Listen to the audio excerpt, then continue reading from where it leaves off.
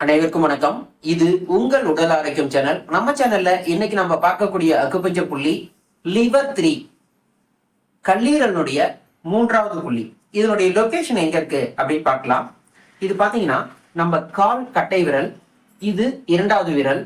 இந்த கால் கட்டை விரல்ல அப்படியே தொட்டுட்டே போனீங்கன்னா ஒரு போன் வரும். அதே போல 2வது விரல் அப்படியே தொட்டுட்டே போனா ஒரு போன் வரும். இதை மெட்டாடார்சல் போன் அப்படின்னு சொல்லுவோம்.